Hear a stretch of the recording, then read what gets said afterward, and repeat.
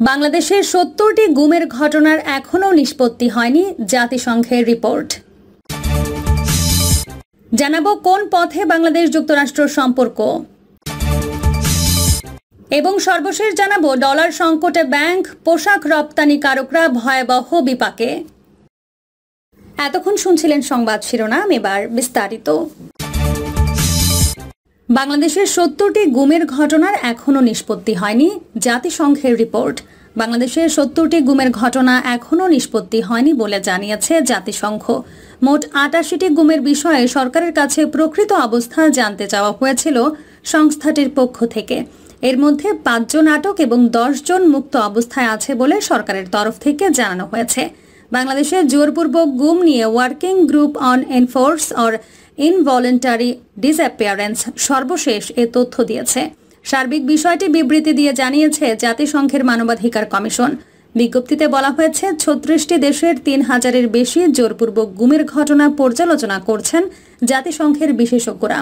বর্তমানে গুম নিয়ে জেনেভায় জাতিসংঘের মানবাধিকার কাউন্সিলের ৫৪তম অধিবেশন চলছে। এতে গুম নিয়ে বার্ষিক প্রতিবেদনে বাংলাদেশ অংশে এসব তথ্য তুলে ধরা হয়েছে। প্রতিবেদনে জানানো হয়, গুম বিষয়ে বাংলাদেশ যোগাযোগ অব্যাহত রাখায় সাধুবাদ জানিয়েছে WGEID।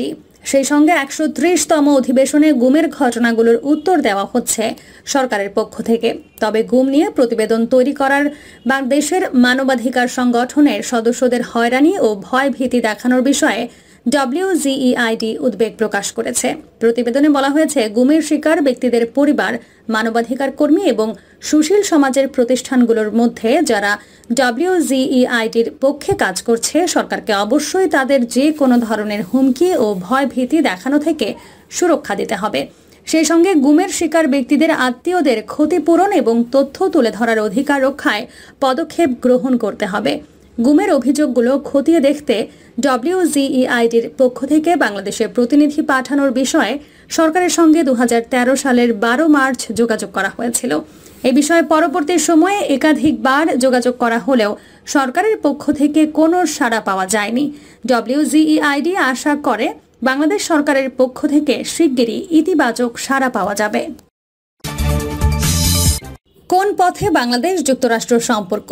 যুক্তরাষ্ট্র যেখানে অল্পের জন্য কর্তৃত্ব পরায়ণ শাসন ব্যবস্থা থেকে সরে নিজেদের গণতান্ত্রিক কাঠামোকে মেরামত ও শক্তিশালী করতে মনোযোগী হচ্ছে, বাংলাদেশ সেখানে এমন এক রাষ্ট্রে পরিণত হয়েছে যার নেতারা দৃশ্যত গণতন্ত্র থেকে সরে বেশ টেকসই একটি একনায়কতান্ত্রিক ব্যবস্থার কাছাকাছি পৌঁছে গেছেন। তাহলে আমরা কিভাবে আশা করি যে এই দুই বিপরীতমুখী রাষ্ট্র ব্যবস্থার দ্বিপক্ষীয় সম্পর্কে উল্লেখযোগ্য অগ্রগতি ঘটবে? অন্যভাবে বলতে গেলে, দুটি রাষ্ট্র যাদের কোনো অভিন্ন শত্রু নেই, যাদের রাজনৈতিক কাঠামো বিপরীতমুখী, তাদের মধ্যকার সম্পর্ক তাহলে কেন হঠাৎ করে আরও আন্তরিক ও ফলপ্রসূ হয়ে উঠবে? আমি তো তেমনটা ঘটার কোনো কারণ খুঁজে পাচ্ছি না। সন্ত্রাসবাদ বিরোধী প্রকল্প, কিছু অর্থনৈতিক সহায়তা প্রকল্পের মতো অভিন্ন কিছু ইস্যু যেখানে উভয় দেশেরই আগ্রহ আছে, সেসব ইস্যুতে একযোগে কাজ করার ব্যাপারে দুই দেশের এই ধরনের ঐক্যমত আছে।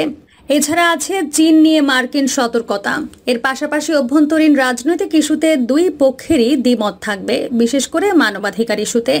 যে কোনো ধরনের রাজনৈতিক ভিন্নমত দমনে আওয়ামী লীগ সরকারের নিপীড়নমূলক কার্যকলাপ বা বাক স্বাধীনতা প্রায় সম্পূর্ণ দমন করে ফেলার মতো ইস্যুগুলোতে বাইডেন প্রশাসনের সঙ্গে দ্বিমত থাকবে। সবচেয়ে গুরুত্বপূর্ণ বিষয়টি হলো, বাংলাদেশকে ঘিরে গুরুতর কোনো সংকট দেখা না দিলে আমি মনে করি না দেশ হিসেবে বাংলাদেশ আসলে বাইডেন প্রশাসনের রাজনৈতিক রাডারে ট্রাম্প বা ওবামা প্রশাসনের তুলনায় বেশি গুরুত্ব পাবে। এমনটা হওয়ার সম্ভাবনা অত্যন্ত কম, কারণ নিজ দেশেই বাইডেনের রাজনৈতিক ও অর্থনৈতিক এজেন্ডা অত্যন্ত বড় ও উচ্চাকাঙ্ক্ষী। ফলে বড় এজেন্ডা বাস্তবায়নে বাইডেন বড় বড় সমস্যা নিয়েই ব্যতিব্যস্ত থাকবেন। মার্কিন পররাষ্ট্র মন্ত্রণালয়ের সঙ্গে আলাপচারিতায় আমি মূলত যুক্তি দিয়েছিলাম যে বাংলাদেশ যেভাবে ক্রমেই কর্তৃত্বপরায়ণ শাসন ব্যবস্থার দিকে এগিয়ে যাচ্ছে, দ্বিপক্ষীয় সম্পর্কের ক্ষেত্রে এই দিকটি একটি গুরুত্বপূর্ণ অনুষঙ্গ হিসেবে গ্রহণ করুক যুক্তরাষ্ট্র। তখন পররাষ্ট্র মন্ত্রণালয় তার প্রতিক্রিয়ায় যা জানায় তা এরকম ছিল যে, দক্ষিণ এশিয়ায় যুক্তরাষ্ট্রের সামগ্রিক স্বার্থ বাংলাদেশের সঙ্গে দ্বিপক্ষীয় সম্পর্কে এ ধরনের পরিবর্তন আনার পথে অন্তরায়। ওই সময়টাতে সন্ত্রাসী গোষ্ঠীগুলোর উত্থান ও পরবর্তীতে সেসব গোষ্ঠীর প্রতি বাংলাদেশে এক ধরনের সমর্থন প্রকাশের প্রবণতাও ছিল। আমার এখন মনে হয় আমার সেই যুক্তি সম্ভবত বাস্তবতার চেয়েও বেশি জোরালো ছিল, কিন্তু সেই মার্কিন নীতি, বিশেষ করে সন্ত্রাসবাদ বিরোধী দ্বিপক্ষীয় সহযোগিতার কারণে বাংলাদেশ সরকার তাদের কর্তৃত্ববাদী আচরণ ঢাকতে সন্ত্রাসবাদ বিরোধী অভিযানকে ঢাল হিসেবে ব্যবহার করে। এদিকে অনেক পশ্চিমা ও মার্কিন নীতি নির্ধারকরা বাংলাদেশকে চেনেন দেশটির মুগ্ধ করার মতো অর্থনৈতিক ও সামাজিক সাফল্য দেখে। রক্তাক্ত একটি যুদ্ধ দেশে বাংলাদেশ যখন প্রতিষ্ঠিত হলো, তখন দেশটিকে স্থায়ী বাস্কেট কেস ভাবা হতো। আমরা ভেবেছিলাম এই দেশটি আমাদের জীবদ্দশায় বা দীর্ঘ সময় অবধি শুধুমাত্র বিদেশি সহায়তা বা দাতব্য সহায়তার উপরই নির্ভর করে চলবে। কিন্তু মাত্র 30 বছরে ভালো নীতিমালা ও মানুষের শক্তিকে কাজে লাগিয়ে দেশটি নিজেকে দক্ষিণ এশিয়ার একটি অর্থনৈতিক পাওয়ার হাউসে পরিণত করেছে। ফলে এই দেশের গ্ল্যামার অনেক নীতি নির্ধারককেই টানে। ঠিক একই সময় বিভিন্ন সামাজিক সূচকে দক্ষিণ এশিয়ার দেশগুলোর মধ্যে তলানির অবস্থান থেকে প্রায় শীর্ষস্থানে উঠে এসেছে বাংলাদেশ।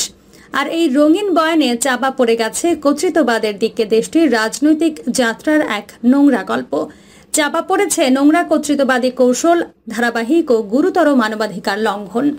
আর এগুলোর মধ্য দিয়ে গণতান্ত্রিক পশ্চাৎপদতার পথে রাজনৈতিক বিরোধীদের স্তব্ধ করার কাজ নিশ্চিত করা হয়েছে।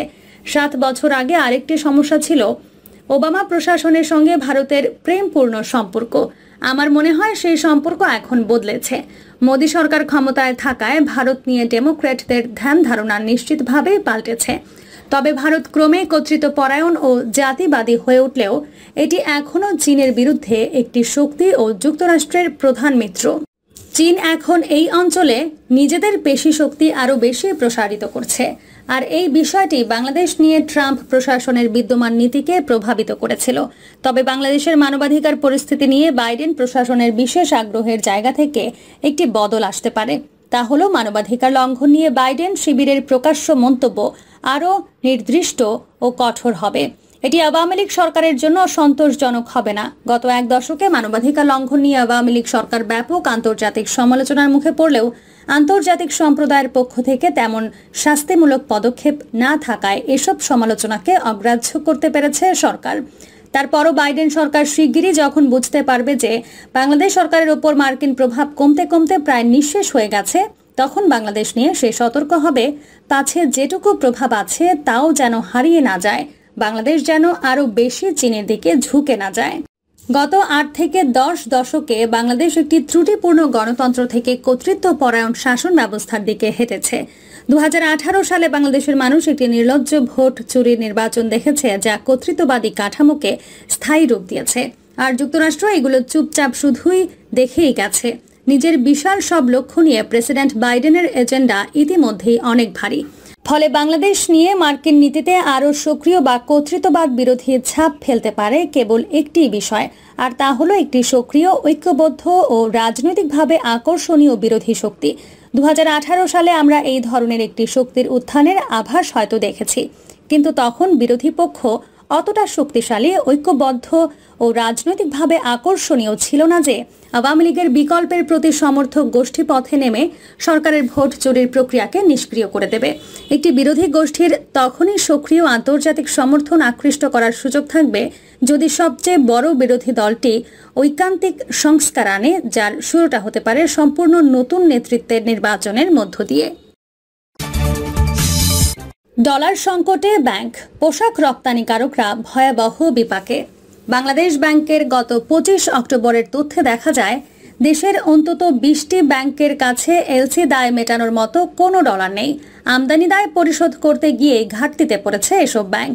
রেমিটেন্স ও রফতানি আয় থেকে সংগৃহীত ডলার দিয়েও নিজেদের আমদানি দায় ও গ্রাহকদের বিদেশি ঋণ পরিশোধ করতে পারছে না। এই কারণে আমদানির নতুন এলসি খোলা প্রায় বন্ধ করে দিয়েছে ব্যাংকগুলো। অনেক ব্যাংক খাদ্যসহ নিত্য প্রয়োজনীয় পণ্যের এলসি খোলাও বন্ধ রেখেছে। যে কয়েকটি ব্যাংকের কাছে এখনও ডলার আছে সেগুলোও কমে আসছে। আর এই সংকটের কারণে প্রায় অকার্যকর হয়ে পড়েছে আন্তঃব্যাংক বৈদেশিক মুদ্রা বাজার। এদিকে ডলার সংকটের কারণে দেশের অনেক ব্যাংকই নির্ধারিত তারিখে এলসি দায় পরিশোধ করতে পারছে না। কোনো দায় পরিশোধে 1 মাসও বিলম্ব হচ্ছে। এই অবস্থায় এলসির নিশ্চয়তা দেওয়া বিদেশি ব্যাংকগুলোর কাছে বাংলাদেশের ব্যাংক খাতের ভাবমূর্তি ক্ষুণ্ণ হচ্ছে।